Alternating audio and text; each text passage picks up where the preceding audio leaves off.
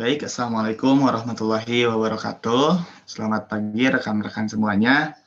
Kami dari kelompok 7 akan mempresentasikan materi mengenai gangguan identitas gender, parafilia, dan disfungsi seksual. Ditujukan untuk memenuhi tugas kelompok mata kuliah psikologi abnormal dengan dosen pengampu Ibu Devi Sekar Ayuning, Room MPC Psikolog. Sebelum itu, izinkan kami memperkenalkan anggota dari kelompok 7 ini. Nah, anggota kelompok 7 ini beranggotakan 3 orang. Di dalamnya ada saya sendiri, Ahmad Irfan Burhani, dengan NIM 2101047. Kemudian ada rekan saya, Nesya Rizkia, dengan NIM 210100187. Dilanjut ada Cynthia Syafitri dengan NIM 2100146. Boleh, next slide. Nah, seperti yang telah saya sampaikan barusan, bahwasanya kelompok 7 ini akan mempresentasikan mengenai gangguan identitas gender. Di poin yang pertama, kita bisa membaca bahwasanya gangguan gender merupakan gangguan yang mana penderitanya merasa jika dirinya adalah pria atau wanita. Terjadi konflik antara identitas gendernya dengan autonomi gendernya. Gangguan identitas gender merupakan gangguan yang mana penderitanya merasa dirinya adalah pria atau wanita. Maksudnya begini, ketika saya memiliki fisik seorang pria, namun diri saya merasa saya ini berada dalam fisik yang salah gitu.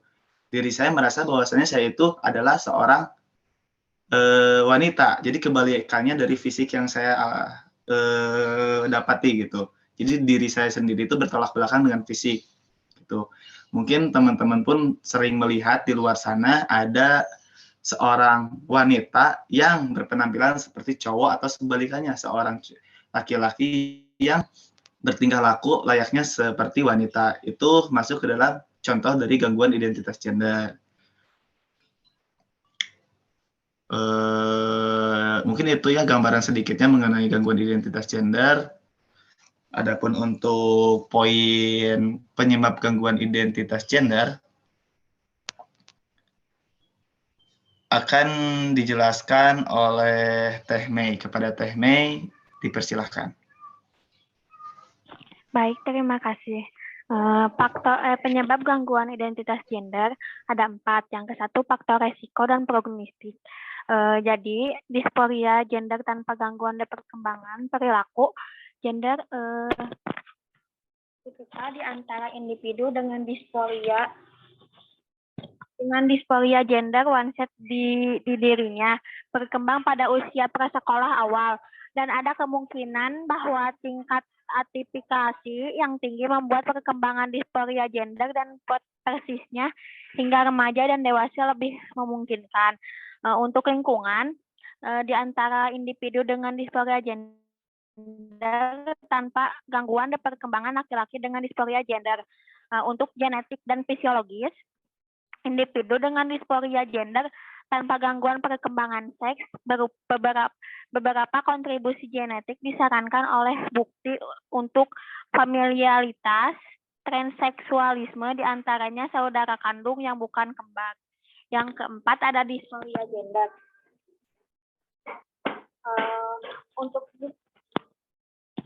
Untuk disporia gender yang terkait dengan gangguan perkembangan seks, kemungkinan disporia gender meningkatkan produksi dan pemanfaatan prenatal androgen sangat tipikal relatif terhadap apa yang biasanya terlihat pada individu dengan jenis kelamin yang sama yang ditugaskan.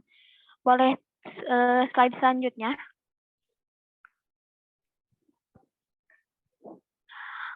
Untuk jenis pengobatan yang ada, individu dengan gangguan identitas gender disarankan menemui dokter atau psikiater atau klinik spesialis identitas gender, di mana mereka akan mendapatkan pemeriksaan yang tepat dan dukungan yang dibutuhkan. Boleh slide selanjutnya, Teh?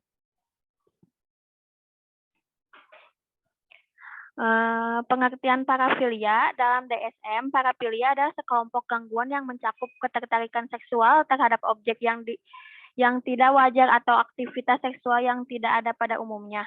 Orang yang mengalami parafilia memiliki perilaku fantasi dan dorongan seperti yang dimiliki seorang parafilia didiagnosis menderita parafilia jika fantasi atau perilaku tersebut tidak berulang atau bila tidak mengalami distres karenanya. Saya kembalikan kepada moderator. Ya, terima kasih banyak Teh Meisya atas pemaparan poin-poinnya. Dilanjut poin selanjutnya, kita lihat di PPT yang ditayangkan mengenai disfungsi seksual. Sudah saya serahkan kepada Teh Cynthia Syafitri. Dipersilahkan Teh. Baik, materi selanjutnya yakni mengenai disfungsi seksual. Dalam DSM 5, disfungsi seksual adalah segala bentuk disfungsi seksual baik arah, minat, maupun orientasi seksual. Disfungsi seksual adalah gangguan atau kelainan. Perilaku disfungsi seksual atau disfungsi seksual dalam DSM 5 ini termasuk yang pertama adanya ejakulasi yang tertunda. Kenapa? Karena keterlambatan atau ketidakmampuan untuk mencapai ejakulasi diakibatkan karena tekanan hubungan yang parah atau stresor signifikan lainnya, tidak terkait dengan obat-obatan medis, tidak terbatas atau hanya terjadi ada beberapa jenis stimulasi, situasi, atau pasangan tertentu. Yang kedua, kelainan ereksi, kesulitan dalam memperoleh ereksi dalam aktivitas seksual, kesulitan mempertahankan ereksi, dan penurunan kekuatan ereksi. Maaf sebelumnya, boleh slide selanjutnya?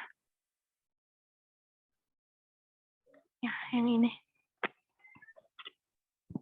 Baik, yang ketiga, jarangnya atau tidak adanya organisme, intensitas sensi organisme berkurang diakibatkan dari tekanan hubungan yang parah, misalnya kekerasan pasangan.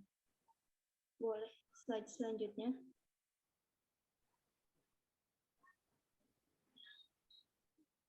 Yang keempat, kelainan ketertarikan atau gairah seksual wanita. Tidak ada atau berkurangnya minat dalam aktivitas seksual, berkurangnya atau tidak ada pemikiran aktivitas seksual, tidak menerima keinginan pasangan untuk memulai dan tidak disebabkan pengobatan medis atau obat-obatan, biasanya disebabkan susahan signifikan sebuah hubungan.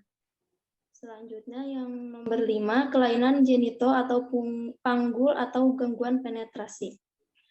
Kesulitan penetrasi vagina selama hubungan seksual, nyeri vulvovagina atau panggul, takut, dan cemas.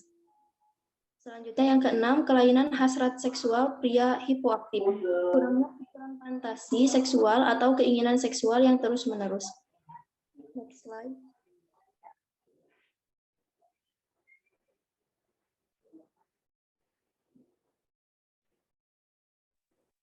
Ejakulasi dini, kecepatan ejakulasi setelah 1 menit, penetrasi vagina. Dan yang terakhir, disfungsi yang dipicu oleh zat atau obat. Boleh, ya. Yang terakhir yakni faktor penyebab. Dalam DSM 5, disfungsi seksual ditandai dengan adanya gangguan secara signifikan, secara klinis pada kemampuan seseorang untuk merespon secara seksual atau mengalami kenikmatan seksual. Boleh, next slide.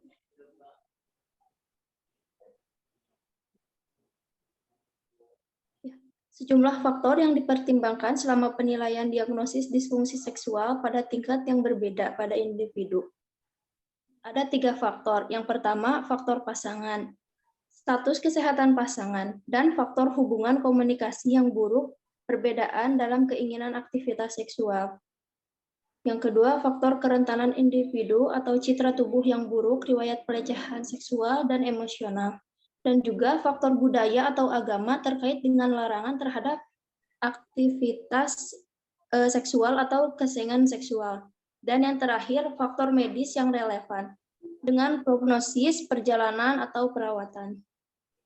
Terima kasih, saya kembalikan kepada moderator.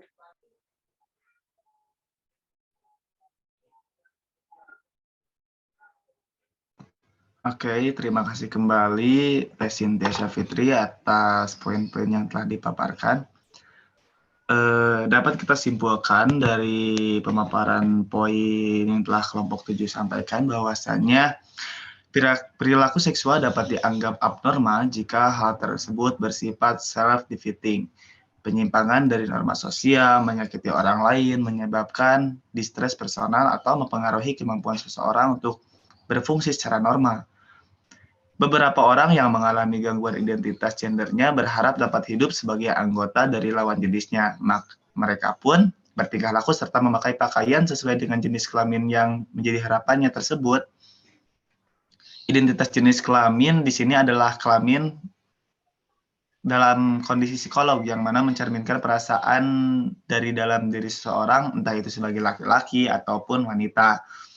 Nah, gangguan psikoseksual antara lain fetisme, transvestik, sadisme seksual, froterisme, fetisisme, kemudian ada masokisme seksual, dilanjut ada voyeurisme.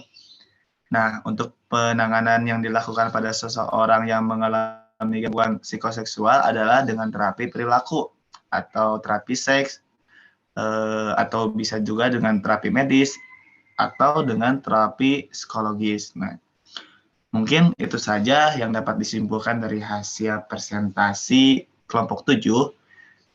Kita akhiri saja. Saya Ahmad Irfan Burhani mewakili dari kelompok 7 pamit undur diri. Wassalamualaikum warahmatullahi wabarakatuh.